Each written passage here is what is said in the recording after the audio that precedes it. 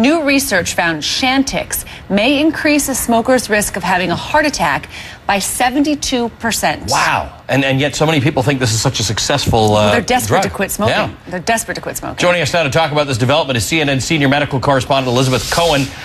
Elizabeth, this is complicated on a few levels, because if it works to stop you smoking, is the risk worth it, and then you don't take it once you've stopped smoking? Tell me how this is working out. You know, each person is different, Allie, and it really depends. Some people take this drug and it helps them quit smoking and they're able to continue taking it. Other people take this drug and maybe it helps them quit smoking, but maybe it also makes them more likely to have a heart attack. And so it really is, you just have to talk to your doctor and figure out sort of, you know, help think about sort of which camp you might fall into. How long do you want to take the drug for? There are so many different things at play. And Allie, I want to tell you about another issue with this drug, because it's not just the heart attacks. Take a look at this. On the label, it warns that people who take Chantix also may be more likely to have a depressed mood or suicidal actions, hostility, or agitation. So, you know, you ask the question, gee, you know, is it worth it? You know, should you take this? You also have to take that into play, that sometimes this drug can make people have these feelings. So the warning label reflects those things you just talked about, these other concerns about this drug as well. Pfizer makes this drug.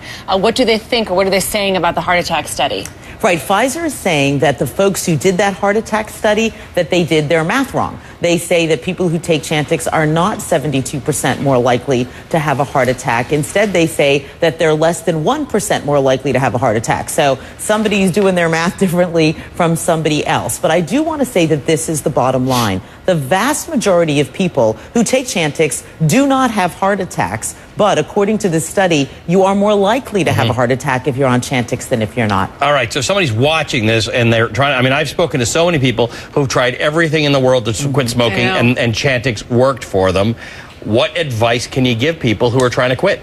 Right. When you're trying to quit, you need to look at the whole landscape of what's out there for you. Be an empowered patient and know the downsides. Don't just take Chantix without knowing that possibly it might give you some kind of a cardiovascular problem or other problem. Look at everything that you could possibly do to quit smoking and decide which one is going to be the best one for you to try. And the way that you do that is you go to cnn.com/empowered patient, and we have an article there that lays out all the options for helping you to quit smoking. It is so hard for people to quit. I mean, this is why, you know, more evidence that you shouldn't start in the first place, but it's hard to tell people that. Somehow I knew that was where that conversation was going. Especially with young people, but you can see governments now making it harder Between the two of you, don't start smoking, and Elizabeth's telling me to exercise more and eat vegetables and all that kind of stuff. But you know what, Allie? I'm going to interrupt you here because I want to say that smoking is in a whole different category. I know I lecture you all the time about eating better and exercising, and those are both really important. Smoking is in a whole totally different category. Just don't